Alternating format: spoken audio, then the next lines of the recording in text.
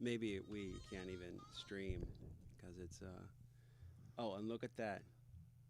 Th- I think I think the magic is on. We need like intro music to play, like Settled Science intro music. There we go. There we go. We're live. Oh, hold on. Can you send me? Hey, we're live. Oh yeah, Hi, right everyone. now. What's Go to the going on? just go to the Settled Science thing. Maria, go to the Settled Science and just type it in. You'll see the live stream happening. Okay, hold on one second. Right now. I'm sending a text. All right, so this is Settled Science 3, and we have some really engaging stuff for you tonight. The first one is pretty close to me personally, and the real question is, can you mix sushi and Chick-fil-A? So I was down at Chick-fil-A, right, and I don't know, Jerry, is it cool to put like packets in your drawers, like you're at Taco Bell and they give you extra mild sauce? No, I save. Sorry, I save everything. You have a drawer full of all the sauces. What do I have currently? Well, so, I stay in hotels a lot, so I hoard all the packets with sugar and like creamer and stuff, and then packets that I like if I'm on the road or whatever. Since that I'm traveling a lot, I do it. It's so Chick- ghetto. It's so ghetto. I know Chick-fil-A though. I told you before we started the show, I do not. Yeah, you're not. I'm not familiar with Chick-fil-A. I'm not opposed to it. It just hasn't crossed my bow that often. You have an open if mind. you will. You're Chick-fil-A. Yes, and I did do. How many sushis did I have? So I think I had 10 California rolls. I'm down to 4, but I did a taste test, So and you'll go over everything, I'm sure. So yeah, so all right, so here we go. This is Chick-fil-A plus sushi. We did go. This is a conscious decision. We went for just straight supermarket sushi, because I think there's a barrier with this mixture that once it starts getting a little too good of sushi, I think it's a no. But once you're down in the rails of the supermarket sushi, I think there's some real magic here to be explored. And, they always throw on the spicy mayonnaise, which is pretty much just Chick-fil-A sauce, right? Right? You're agreeing with me now. So, all right, here. Can you hear that? Some good audio. Ah, yes. So I'll admit the generic, I don't know what to call it, the Chick-fil-A sauce is good. And my opinion about, I first tried it with the white wrapper, Chick-fil-A sauce that you're doing right now. The standard. The standard one. Chic And it is really good. And it is so good that it seems like a purist, It's a thing. like a sushi person, a pure sushi person, would be super pissed off and offended by it. Yeah. But honestly, it works. Until they ate it, and then they'd be like, this is happening. Yeah, and it works. And then in my taste test, because we're trying the zesty buffalo, I didn't like the zesty buffalo with it. so and the Polynesian. So the Polynesian by itself is really damn good. And I admit tonight is the first time I've ever had it. It's really good. The zesty buffalo, you only try it when you're up late and you have no other alternatives. It doesn't work. I mean, Brian and I have known each other since we've been in high school.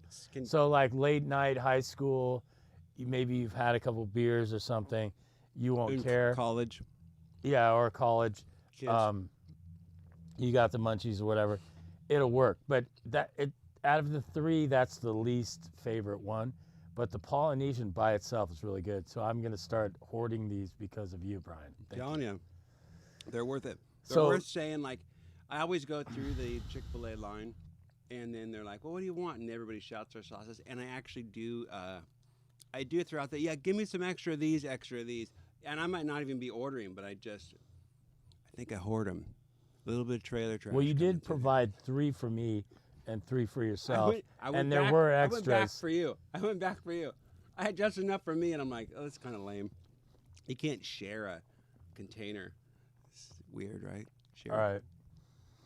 So I just had the Polynesian, which is kind of like sweet and sour sauce. It's like they have the eel sauce. You ever get the eel sauce? I think it's called eel sauce or plum sauce or sauce something. But they drizzle like the something on top, it's kind of the same thing. So before you get all high and mighty and you say, oh, these standard cups of nonsense aren't going to taste good, there is a parallel in the world of sushi plus Chick-fil-A. I mean, So I just tried the generic sauce. I think that the Polynesian, with my California rolls, the best one is the regular Chick-fil-A sauce. the standard Chick-fil-A. No, I go back and forth. It is good, and I like ginger, so I ate all the ginger already that came with my sushi. But the Chick-fil-A sauce, the generic one, I think is a good match. I believe that I've settled it. I mean, if you're a pure sushi person, get over yourself and just try it, and then comment. Leave us comments. Next to chocolate and peanut butter, this is you ever think you were gaslit by the Reese's Pieces people? Like, they were like, chocolate, peanut butter, what nonsense. Come on, that's obvious. Chocolate and peanut, like, ice and water? Who would do such a thing? Oh, it's good. Well, maybe the Europeans. I don't think the Europeans like the ice and water. Oh, but come on, I think that's why I think I was lied to as a kid. Some marketing guy was convincing me that that they didn't go well together and that they were onto something big. They weren't. They were just onto just normal, average, everyday. So you're saying that chocolate and peanut butter, they did gaslight, but yeah, I don't think they really would have needed to, because it's so good. That was the ad. The ad was, who would do such a preposterous thing? Oh, right? I see. And it's as obvious as like cookies and milk. Like these two things, people throw peanut butter in everything. Okay. Chocolate and peanut butter. What? This is no. Oh, it's good. Of course, it's good. Who would put salt on steak? Ah, it sounds terrible. It's amazing. No, that's really good. And then one thing my sister taught me was, and people may out there in the interwebs, you may know all this, but salt on, you're talking about salt. So salt on tomatoes. Yeah. Oh, the best. Yeah. My sister showed me that. I think we were like in high school, and it was like the greatest thing ever. Dude. Anyway, no. that's what that reminded me of. True story. When I lived on a Greek island for about 6 weeks, and all I ate was bread, tomato, and salt sandwiches. Ooh. That was the whole thing. That was my own. I had no money. I was like living like a crazy That homeless sounds pretty kid. good, actually. And yeah, it was tomatoes and grief. You were insane, but just a tomato sandwich. And the crazy Australians convinced me of it, and they were correct. What kind of bread? Out of curiosity. I can't even remember. It was Nothing special. no, it was actually something. But they had me like a chopped up loaf thing, but it was something weird and local on Santorini. So that's probably lovely not place. bad. Yeah. It was good. It was good. All right, so we are settling this science. So the generic Chick-fil-A sauce goes well with sushi. That's my vote. And Polynesian. And they the both Polynesian go on its own is very good. So I'm well. gonna. On its own, you would just drink the Polynesian. Yeah. Well. I Yeah. think So I'm it's a gonna start judgment-free hoarding these zone. things when I go. I mean, you. I would just put that on steak. Maybe not steak, but a Oh, the nice Polynesian? chicken sandwich. Oh wait, yeah, it's Chick-fil-A. I agree. It's All good. So the white generic Chick-fil-A sauce is the best, It's the best. and it goes with sushi. We settled it here. I think. And you could always smash the like button or subscribe, or please send comments. I've been linking to Facebook, and some friends have commented, but please feel We free. have the best fans. I mean, all 6 of them are just right here in my heart. Yeah, they're close to us. Okay. Oh, I didn't even put up our sweet graphic. There you go. There's sushi. This is an upgrade. You spent a lot of time on that. This is an upgrade. There's the sushi, and there's the Chick-fil-A. Nothing but win. So the purple wrapper is the Polynesian. Yep. All right, so we're gonna move on to our second topic here. This one is quite close to my heart, and maybe it's in theme with this topic of restaurants, and that is, what is up with the pre-tip? Have you been to the pre-tip zone? No, so you told me that was one of our topics, and I have no idea what you're talking about. But you said you would explain it, so please. Fury. This enrages me. So you go now to the restaurants, the ones that are left still alive, and you order, and then usually the guy there turns the screen around, and he's just like, "Oh well, that's it, and you can just push some buttons there." And then they sort of look around like you're not right there in front of them, but they haven't done anything yet. Like, you ordered. So you're philosophically opposed. I mean, you can't I'm tip saying ahead of time. I'm saying they haven't done anything yet. Like, they've literally not done. And so here's where my logic goes. I go, oh well, maybe we're going to break ground here. We'll do something new. I'm going to click, something nice, 25% on my whatever it is. And then you think to yourself, well, they probably saw I put $1 in the bucket, I might put and then you're going to get better service because you tipped higher, because that's the thing, right? Like, you provide a big tip Or when somebody does something well. So this is reversing that. You're saying, I'm going to give you a little love here. Treat me well. Every time I've done this, my service is blown. It's always sucked. yeah, they take And it. I've always sat there going like, well, come on. So pre-tip is a new thing. We should make T-shirts, man. No pre-tips. No pre-tips. But yeah, they take that shit for granted. I haven't experienced that because I have not been. I'm going to take you. We're going to go to a place, and you're going We'll to have see to. the agony. We'll have to film it. I'll take that back. I mean, tonight I did do DoorDash, and I did pre-tip. You pre-tip. Well, that though they're doing something. They're taking it to you. They're always good. Yeah, By the that's way, funny. fun fact about DoorDash. Excuse me while I drink this Coke. I'm gonna have a sip of mine. If you're out there thinking, I'm going to help out this restaurant, and I'm going to use DoorDash. DoorDash takes all the profit from the restaurant. So you're really just... It's a lot. You're really not helping anybody. My company pays for it. Wow. Personally, I wouldn't pay for it.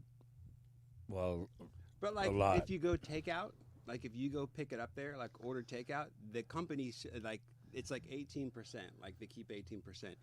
DoorDash takes all that profit margin if you order DoorDash. well, yeah. If you go So, pick up, you're go pick it saving up. like almost 40%. Yeah. Crazy. Anyway, yeah. What's up with these So apps? no pre-tips, man. Dude, the pre-tip is the lamest thing. It's the lamest thing. I mean, and the you way could- people act, because you think to yourself, too, like, if I say, like, one of the options on here, I think, is no tip. Like, no tip, they didn't. Look at the way on this picture. It's like down at the bottom, like, this person's terrible if they click no It's tip. like a really small box. Yeah, and I think they're not helping me. It's a 25% tip. This one place I go to, it's pre-selected for you, and it's 32%. So if you just hit yes, they just 32%. You didn't read it. All right. So what we're gonna have to do is go to a place. You'll take me to a place where we have to do this. And Follow we'll- our Instagram. We'll put it on We'll, there. we'll create a big scene. That's right. One of us has to be the bad cop. Why should I pre-tip? I go there a lot. What do you so it mean? Has to be you. Okay. So it'll be me. Like, what's the deal? It'd be Why I easier got for a you to be a pre-tip? jerk. I don't even know how well you're gonna do, and I'll start a big. Yeah. Okay. Well, that's in the queue. We'll get that set. My fear is if I click no tip, they'll serve me like crap. But apparently, when you click no tip, it doesn't matter. Like it's like they might only see it if you click no tip. If you give them money, they're like, of course, I'm sticking. Yeah, we're gonna behind have this." to before we settle this. We're gonna have to investigate further. No, it's already settled. We're just Oh. gonna go hate. That's what's gonna happen. No pre-tip, man. Against free tip. The pre-tips. We'll have shirts that say pre-tips are lame. Yeah, we'll have to come up with our own bumper stickers. Do people still make bumper stickers? I don't know. Yeah. Ah, topic. I think a topic is coming up here in a minute. All right, let's hide that epic graphic. All right. Topic 3. You had an experience on Wednesday. Okay. Tell me about your experience on Ash Wednesday. Okay, so yesterday was Ash Wednesday, and I went to Mass, and I'll admit that I haven't gone to Ash Wednesday, a Mass, since probably I was a little kid, like maybe preteen even. So Glad to see you're back.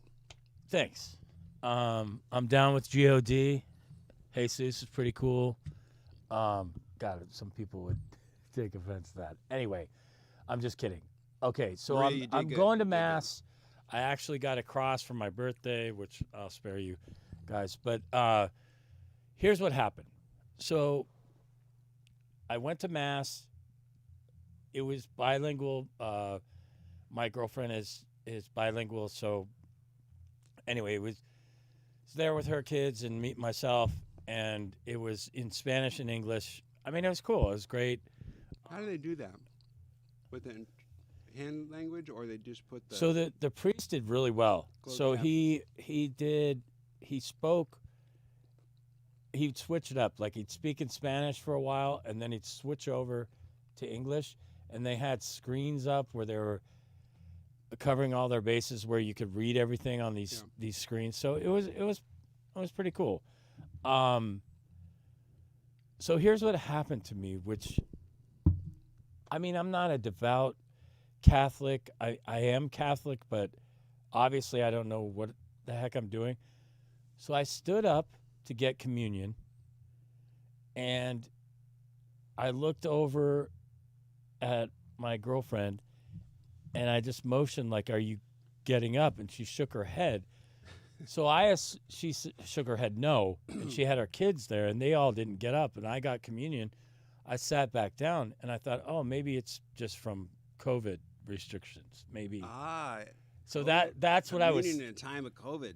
That's what I was thinking, but I couldn't have been further from the truth. So I don't say anything. I think I know where this is going. But So I don't say anything about anything. And then I'm on my driving home from the church, and I call my buddy, who's a Vietnamese friend of mine, and he's Catholic. And he was super proud of me of going to Mass. And he's like, "Oh, well, I haven't been to Mass in a long time. I need to go to confession first before I go to Mass and receive communion." And I thought, oh, how responsible of him. And so then I knew where this was going. later, I asked Maria on the phone when I got home, I was like, "So were you afraid of COVID? You didn't get communion?" And she was being so polite. She didn't want to be embarrassed to me. She's like, "No, I haven't received communion because I needed to go to confession first." And then all of a sudden, I don't say anything for a day until today. Her and I talked about it again today. Like I'm this huge sinner. And my whole life, I just turned 50. My whole life, I never knew before. Maybe I did and I just forgot, or I don't think I'm You above. got to go to we'll take you to a Protestant church. You don't have to do the confession first. Yeah, You there's go the guilt straight for right the there. Food. Yeah. Like, so I just feel like a jerk. So I just foolishly just received confession, or I'm You sorry, were honest. received communion. You're not a Pharisee. You're being open, Jerry. Don't. Yeah, and so then persecute Maria yourself. actually said, "Well, if you truly didn't know, I'm not going to hold it against you. She said that today. And Is it easier to say, get up and walk, or your sins are forgiven? There's a verse about this in La Biblio. so, anyway, in two separate conversations, I find out that that's a thing that I didn't even know about.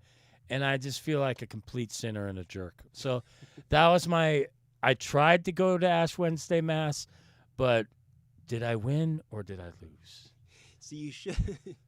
I was picturing maybe this is the next round, like you in the confession booth. I was waiting to go there, like Marie was gonna be like, you gotta go in the confession booth, and then you were in there too long. She's like, we've been here since 2:00. So, oh yeah. So, I'm gonna I'll have to keep everyone updated. So next time before I go to Mass, I got to go to confession. And I had no idea, and I just feel like such a jerk. And I thought, like I said, she was just being apprehensive because of COVID, and she didn't. Anyways, that's my Ash Wednesday experience. It's good. It's good. I did the win is I did learn something, but then also I just feel like a total. It's all idiot. growth. We're all growth. We're all like little sprouts. So okay, I feel better. All right. Thank you. Now that you've cleansed us, let's get into something a little more toxic.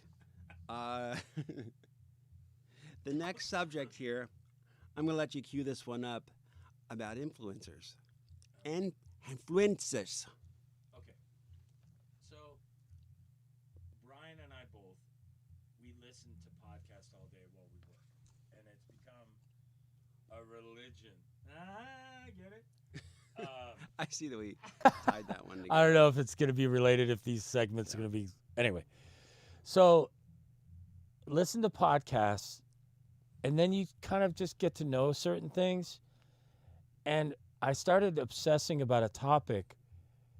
Is being an influencer a good thing? Like the fact that you can, to me, an influencer on social media is being like a grifter. Like you're selling a lot Let's of. define that. How are you? What is the definition of an influencer?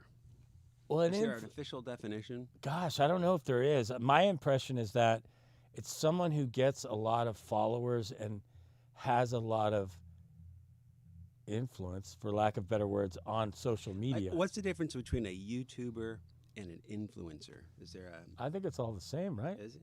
I always felt like the influencer had gone a little meta. Like they were like, I'm on YouTube, I'm on my Instagram. Or maybe, maybe there's multiple. My thought was that it was multiple platforms, and they just have a lot of influence on social media. That was my impression of it. And how many people? This is funny. My son, when he was much younger, he's on video games, and he commented on a guy's YouTube channel, and the guy commented back, and Sam comes freaking out to me. He's like, "This guy's like famous." And I'm like, who is he? And we look him up, and he's got like, 80 subscribers. There's very little. There's like 400 views, which is a lot compared to our stream. But you got, I'm going 800 views is like his biggest video, and my kid was freaking out that guy replied to his comment about his Pokemon video. So you got that level of the influencer, and then you got the Tim Pool. 2 million, whatever it is, the Joe Rogan out there, Well, my thing about influencers is that it's a grift, right? Like it's all BS. Like it's very shallow. Like getting a lot of following on YouTube in the majority is based on just superficiality. So my thought in coming up with this idea was that is being an influencer ironical because you're not really influencing anything really important. That was my thought. It is true because the way an influencer sort of gains his following is they fall into like the clickbait. Yeah. In a way, that group is like, oh, which way is the swell moving, and they're like, here's something that Biden said, here's something that Trump said. And, Yeah, and it's just oh, based on the spiral. superficial mob mentality. So, Yeah. but then something I brought up earlier to you is that maybe it all doesn't really matter, and my commentary doesn't mean crap because I'm getting older. I just turned 50. Maybe who cares what I think? You get That's some, another part of you it. get some get off my lawn rights, which, there's that big thing right now with boomers. Like, oh, okay, boomer. My son wanted to explain to me, I think, what that meant. I'm like, okay, Gen Zer. And, but the boomer generation, it's funny, like, you get these swells in generation and influence, and there's this fight over power, and it's like, oh, well, there's more of these boomers still around than the Gen Z crowd. Well, and the boomers are parents, right? I mean, that's well, they're more grandparents now. Yeah. The Gen Xers are the parents. 50s, born in the 40s and 50s, correct? Which would be our parents. Yeah. Right? Like, so we're usually grandparents by now. Okay, Yeah. got it. Yeah. Okay. Yeah, so that was my thought. And it also brings a question like, so if it would ask you this: is influencer like a toxic term? Like, if somebody come up to you and you're like, "Hey, you're an influencer, aren't you?" Would you be like, would you, is that in my opinion, I labeling wouldn't. you? In my opinion, if someone referred to me as that, I wouldn't feel good about it. But that's my opinion Yeah. because it just seems like on the system of BS. Like it's very shallow, and you're not providing any sort of. It's all like this quick, click, Yeah. like you said, clickbait. Yeah, it's like all that hot, kind of hot stuff. take culture, Yeah. It's sort of like you can go online and just find 25 people that have here's my hot take on topic of the day. And,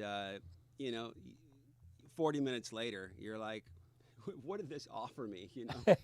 Just fed my id, So that was poisoned my blood. Yeah, so that was. Are they really? Is it ironical just because? Is it ironic just because they're not really much influence at all past Well, some are 10 though, minutes? But then you get a guy like Joe Rogan, who truly is a force, and I mean I personally have right? Oprah people for men. on his podcast. Like I've read many books of people that's been on his show promoting their books, and I've gathered a lot of information. So it really has influenced my life.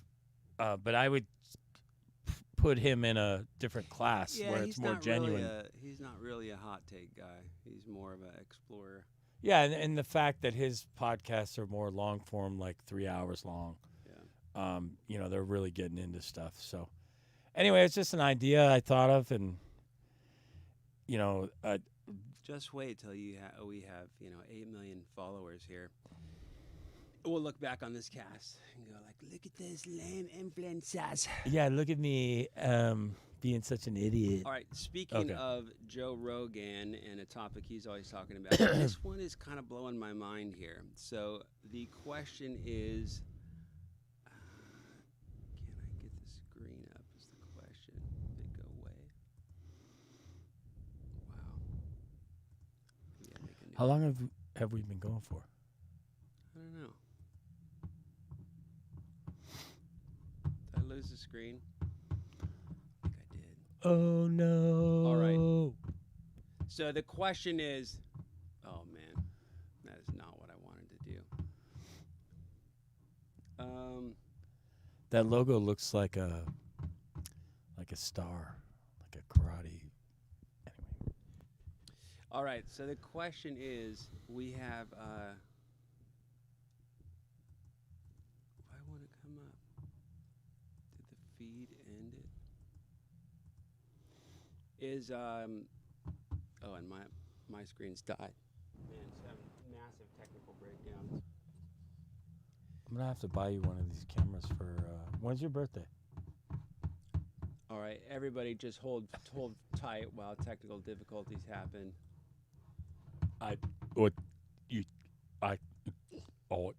Stop.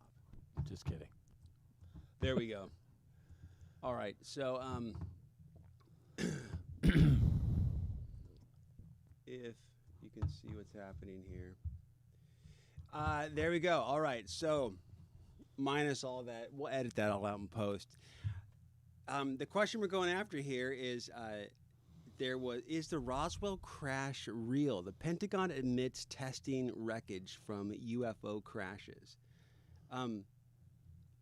You've always heard in the Roswell, like the Area 51 crash, that it was just a balloon, or I don't know what there was just a lot of stuff that was mistaken. But it now appears like we have the Pentagon admits this isn't the Wall Street, not the Wall Street Journal. This isn't like the Inquirer. This is the Pentagon admits they're testing wreckage. So we're moving out of conspiracy into reality, right? Like, why is it this bigger news? We have parts from a wreckage. I don't even know where to begin on this because, as you know, with me,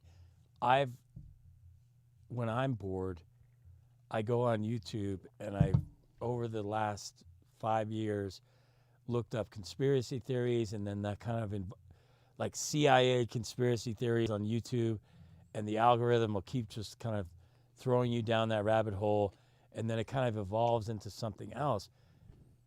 So I've done a lot of reading and I've watched a lot of videos on all this kind of stuff, and What'd they find? What is it? Do you know what it is? Well, see, I'm trying to think on how to approach this. So it happened. It happened. It must. And then there's been evidence. So I guess what I'm getting at is, for whatever reason, like you said, the Pentagon has released this information. And then if you go on YouTube and you look up all this stuff, there are all this new information where they're flat out admitting all this stuff. And there's a guy, see, I can't think of the name, and I'm bummed about this, but there is an interview with a gentleman that physically spoke to one of those aliens that crashed at Roswell. Wait, he talked to the Roswell alien that crashed? Yes. We might have to revisit this where I could find show this one, you, kids. so where I could show you all this stuff.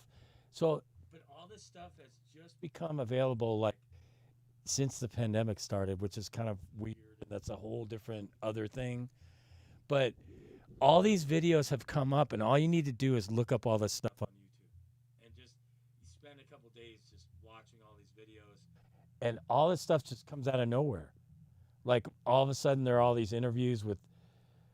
It's all there for you. It's all there. So I can never tell when those come in, though. Like, this one is like this. Pentagon has stated this, right? There's one thing to have an influencer UFO guy like sit there and be like, "I swear we saw the orbs." It's another thing to say the Pentagon's admitting it. Well, and now there's that whole thing about Bob Lazar. Yeah. He's been ridiculed his whole life, and finally the Pentagon's starting to admit all this stuff. So he's totally absolved of all the criticism, and he feels vindicated. So that's kind of what I'm talking about. And gosh, I'm gonna have to do more research. But there is an interview. Oh, go ahead. I was going with these Tic Tacs. Like, this is a significant leap in technology and culture. I don't know. It's a weird one, right? Like, if suddenly one of these things got loose and like, oh, we've got shape-shifting metal that you can fly with your mind. Like, where do we even go with that? You know, we're amazed that Elon Musk is landing rockets in reverse. These things like fly from the ground to the sky in seconds. Yeah, that interview with Joe Rogan, Elon Musk He was a flat-out denier. Yeah, he totally denied all of it. So it's just I like bizarre. this point, though. I like this point, though. He's just like, they're really subtle. Yeah, he's like, why don't they just come out in the open and say, "Hey, I'm here"? It's a weird defense, right? There's something. It's like coy aliens. Like, you imagine we finally meet them, they're just gonna be like, "Well, I mean, we didn't want to get in your guys' faces." Like, you could see him almost. Yeah, and his argument is kind of like, well, that's kind of right, and it's kind of weird at the same time. Yeah.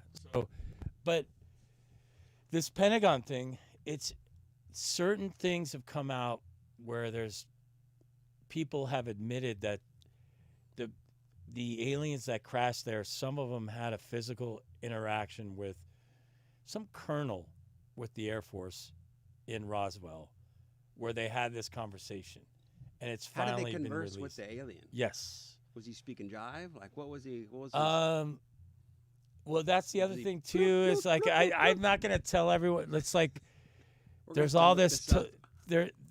There are all these discussions about these aliens promote a certain. This has all just come out recently, where telepathy is a big thing, and you don't really physically talk. You're just telepathically communicating with them, and then they have certain things that they will direct you towards to learn how to do that better. I mean, there's all this Now, stuff. I'm not surprised that they finally came out with that because they've been releasing all this other stuff. they've been. Information.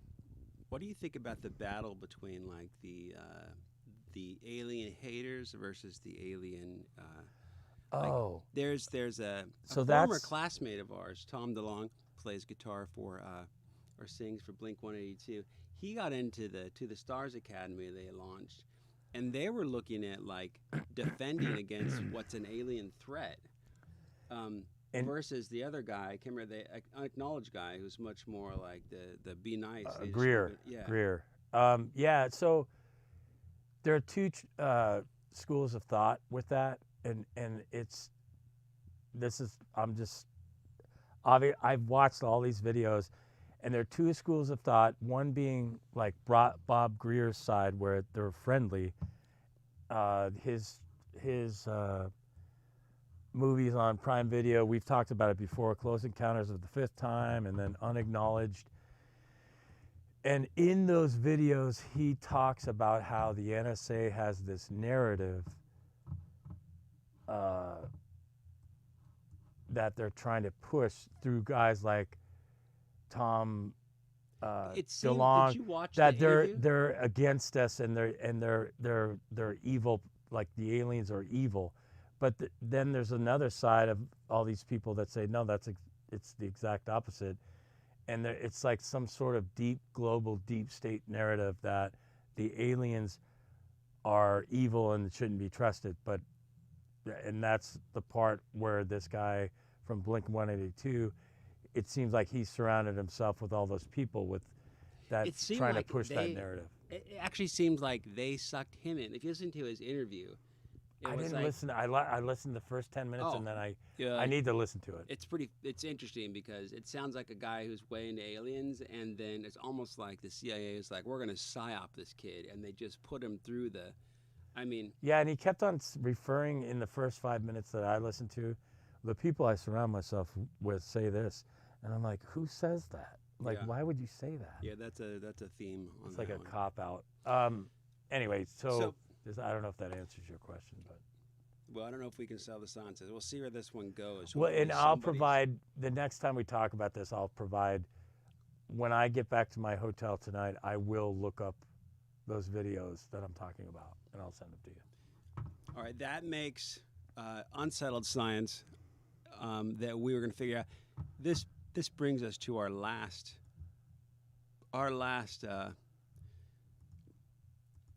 topic, which is not this.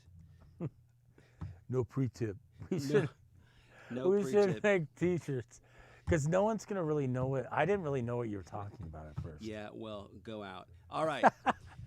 Get So outside. Oh, this is really important stuff. this is a big one. So what happened today, Jerry? Persuade me. Something happened. Well, the probe. What's it called? Probe? Perseverance. Perseverance persevered and landed on Why? the probe. Why that haven't we lo- heard that one yet? We persevered. There should have been some idiot that stood up and said that right on the live stream. It lands. It persevered. Well, okay, so she persisted. God, I don't want to sound like a dick on this one, Oh, but great. okay, Now so our the rating has probe, changed. the probe, Mars probe landed successfully, and it was really cool. It was awesome. When you text me back and said you were home and I should come by to do this, I was like, oh, I'm watching Perseverance, and then you thought I said Deliverance, and you're like, what the fuck's he doing? It wasn't Picturing that, you alone with but the curtains drawn watching Deliverance. I was just like, what's going on over there? And then you didn't come for a while. You were like, well, I know it's like, I is just Jerry coming zone. over? I was just kind of zoning out, and all of a sudden you got your text. I'm like, what am I doing? I can get the hell out of here. So anyway, um, and I don't want to. This is where I don't want to sound like a jerk, but they had the raw footage of all the people from NASA, and all the scientists were so nervous, and they were just so. And I get it; it's like 6 years worth of work comes down Yeah. to a few minutes, and they're all freaking out. And Had a crazy balloon to hover ship to. I mean, it was a pretty. he had a parachute to come down, and then Matt Damon jumped off, swan dive into the Martian sand. Martian. It's a good movie. It's not really realistic at the end, but anyway. Yeah. So So anyway, I watched that. They landed a probe on Mars, and it's so awesome. And I guess allegedly it's gonna fly back. Really? And I need to look into that more. Elon Musk totally showed them up, and they had to make something go back. But it's physically, I guess, going to bring samples back. Really? Mm-hmm. I But I need to look into that more. I gotta say, I might get conspiratorial for a second here, because when I first saw the live stream go up, and I was like, "Oh, live stream the landing on Mars," and you know, I was always amazed how we live streamed from the moon in 1969, and how difficult that must have been. And now I'm going like, now we're going to live stream from Mars, but it wasn't really a live stream. They had like they got back telemetry data and they plugged that into like a video game digital recreation. Yeah, it was like a CG thing where they were kind of. So they were just getting the data and mapping it onto the objects, and they're like, "That's what must be happening." And then they're like, "And now a picture! Boom! Here's a TV from the 1950s." Did you see that picture? So, Are they on Mars? are they really I mean, on Kubrick Mars? did this a Did we lot really better. land on the moon? I don't know. So, I don't know. So your topic, we're steering. Off topic a we're little. starting off topic. We're hyped. Okay, let's get back to the exciting part about this. And this, what you're seeing on the screen here, is a laser. Freaking laser. It's a freaking laser that was made for the drone that is on Mars right now. And they are going to go hunting foreign life with this laser right here. Like, And you got to give yourself credit. It's made by the company you work for. it is the company right? I work for. And we built that thing and stuck it on there. And now it's on Mars hunting for alien hunting. A freaking laser. Freaking laser searching for alien life. And what does that look like, Jerry? Well, you know what? It's funny because you showed me that picture and I'm like, wow, that looks familiar. It looks like something else made in a movie in 1977. A well-known movie named Star Wars. That's right. That is. And it looks like. I gotta pull it up here. Yeah, right. There we go. It is a freaking. We sent The freaking laser looks like. we sent a laser sword. Well, that one, it's pretty close. Wait, you had another one, didn't you? Or was that on your phone? Oh, there we go. That's the one. Oh no. They all look like it. So they all look like Luke Skywalker's Skywalker's sword. uh, So we sent lightsaber. a lightsaber to Mars to hunt aliens. Freaking laser. And I just like saying that, freaking laser. A freaking laser. That's the coolest thing I think we've done in a while. We'll So, find yeah. something there and we'll accidentally kill it and be like, I'm prone to laser damage. Oh, I'm sorry, I used my laser. Oh, I'm allergic to lasers. Oh, we didn't know. Sorry. we didn't know. we should have sent like a foreign ant species or something. You know? Yeah. Why don't we send? Oh, wait, Of no. all things, you shoot me with a laser. I'm allergic. Couldn't we have sent worms? Like, they pour some water on the ground and put worms. Doesn't that start the the biome from going. Like we could launch it instead we send a laser. Or like some algae. Yeah. I mean, come on. How do you corrupt the universe? You got to go big and go large. Go with a freaking laser. Yeah. All right. Last topic for those of you that are still with us. Jerry, guess what I made this week in my backyard? You're never going to guess. I'll just tell you. I was going to guess. Well, A freaking laser? no, not a laser. I made a mulching bin. A mulching bin. Wow. Yeah. That's how So you're going to bring your plants back to life? Because they died for a while, right? Well, some of them have lived I didn't mean through. to be negative about that. But Some of them have lived through. But I have a bin. I never thought I'd be this hippie. I have a bin back there that I just throw like everything I don't eat that's organic ends up in this bin. And I just spent $20 on like this giant bucket of red worms, and they chew my old food, and then I put that old food in my garden and I re-eat it in another form. how's it working? It's pretty gross, to be honest. It's pretty disgusting. Mostly it's ants digging into things on top, and it's just good. Luckily, I have no sense of smell, so it doesn't bother me.